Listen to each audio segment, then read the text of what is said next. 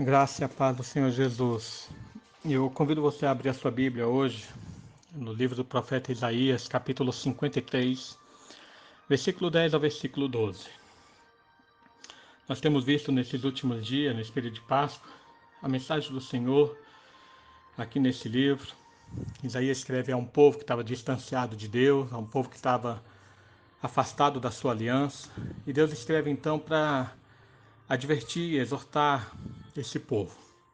Mas junto com a sua mensagem de juízo, ele também traz a mensagem da graça.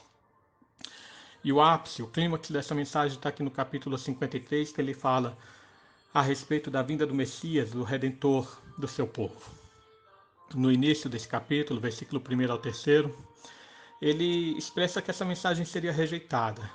O versículo 4 ao versículo 9 nos fala desse sofrimento substitutivo, desse sofrimento em lugar do seu povo.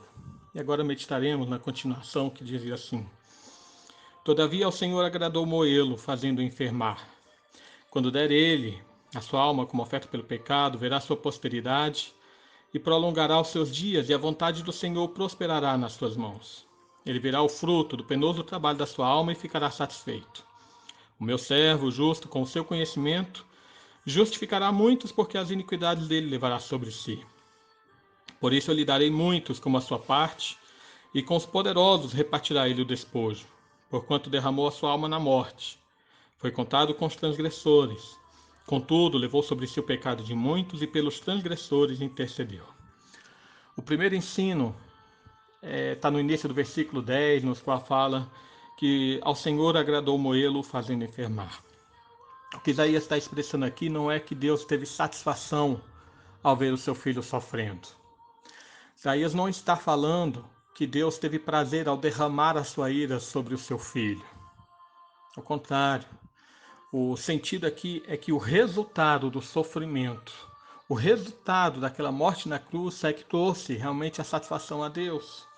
A sua obra, o seu desígnio, o seu propósito sendo realizado é que finalmente lhe traz então alegria no coração, como aquilo que Pedro falou em Atos capítulo 2, versículo 23.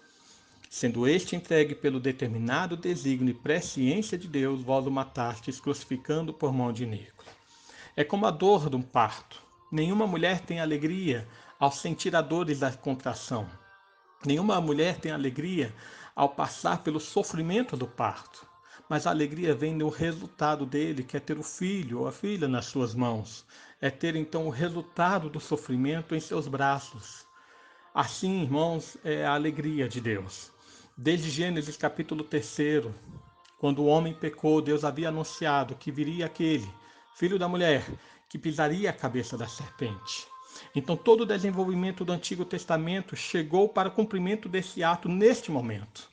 Jesus veio, cumpriu a sua missão, morreu em lugar do seu povo. E isso é que trouxe então a alegria e a satisfação a Deus. Toda a profecia se cumpriu. Tudo aquilo pelo qual se esperava finalmente foi realizado. Toda a obra da redenção foi concluída na pessoa de Jesus. O segundo ensino vem na continuidade do versículo 10. Quando fala, quando der ele a sua alma como oferta pelo pecado, verá a sua posteridade e prolongará os seus dias.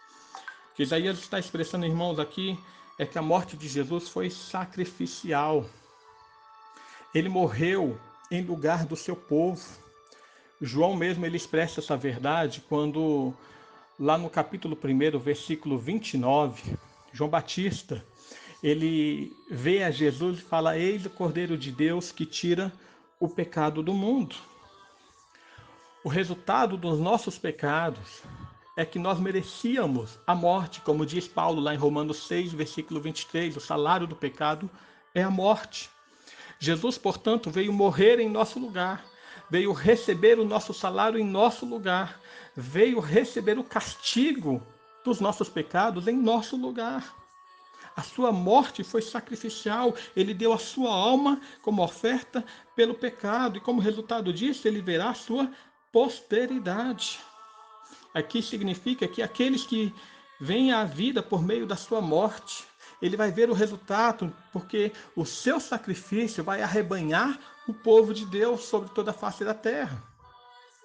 Jesus mesmo tinha expressado isso no seu ministério, quando lá em João capítulo 6, Versículo 38 a 40 ele fala: porque eu desci do céu não para fazer a minha própria vontade, e sim a vontade daquele que me enviou.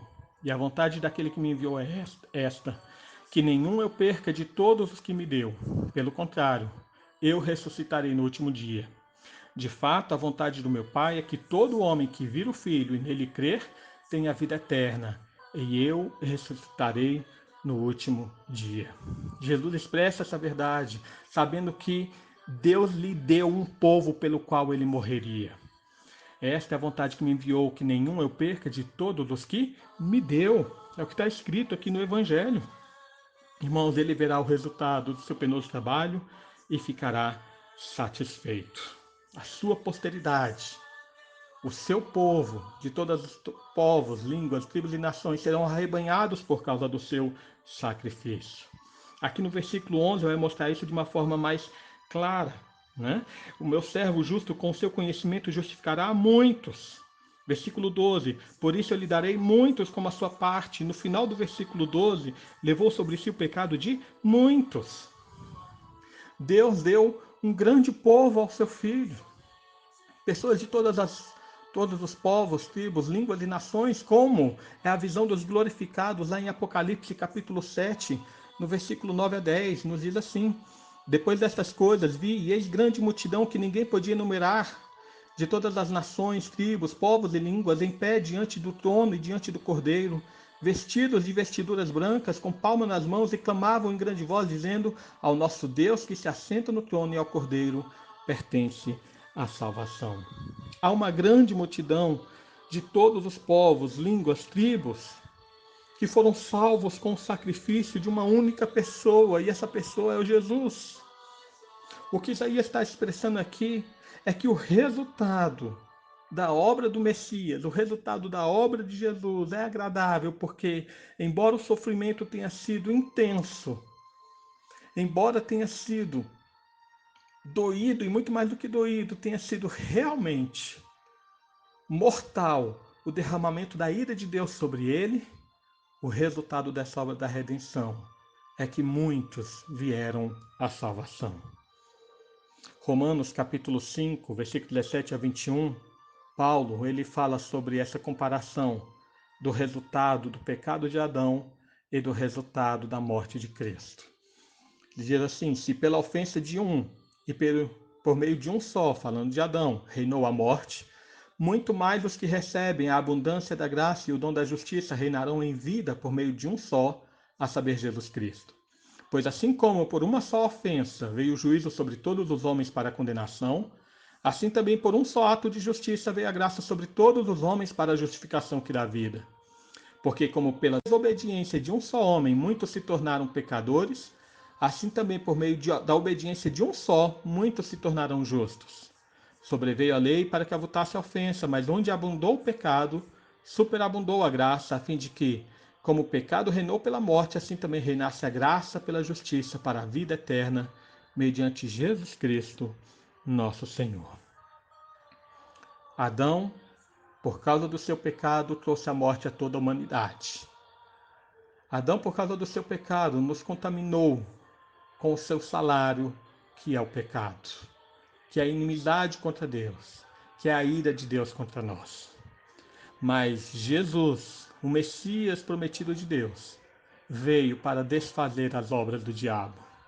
Ele veio para trazer vida e vida em abundância a todos aqueles que creem em seu nome, a todos aqueles que se aproximam nele e unicamente nele, para serem salvos. Como mesmo expressou Pedro em Atos capítulo 4, versículo 12, não há salvação em nenhum outro, porque abaixo do céu não existe nenhum outro nome dado entre os homens, pela qual importa que sejamos salvos. Devemos buscar a Jesus, devemos realmente clamar por Ele a nossa vida, porque é nele que nós temos salvação. Como também disse Paulo em 1 Timóteo capítulo 2, versículo 5, há um só Deus e um só mediador entre Deus e os homens, Cristo Jesus, homem. Ele é o caminho, a verdade, a vida. Ninguém vai ao Pai senão por meio dele. Clamemos, portanto, ao Cordeiro que morreu em nosso lugar. Oremos. Pai amado, mais uma vez nós nos colocamos diante de Ti, louvando-Te pela tua obra, Senhor, realizada ali na cruz. Pela obra, Senhor, que tu enviaste teu Filho para morrer pelos nossos pecados, para ser a nossa justificação, para ser a nossa salvação, para ser a nossa vida. Te adoramos, ó Pai, porque por meio dele, e somente por ele, nós nos achegamos a Ti. Te adoramos, Senhor, porque em Teu Filho Jesus nós temos a alegria de podermos nos apresentar diante do Senhor e sermos Teus filhos por toda a eternidade. Te adoramos, porque essa obra não é nossa, não depende de nós, mas foi realizada unicamente por meio do Senhor Jesus. Abençoa-nos, portanto, para que por meio dele recebamos todas as bênçãos espirituais, para que por meio dele tenhamos vida e vida em abundância. É o que nós pedimos em nome de Jesus. Amém.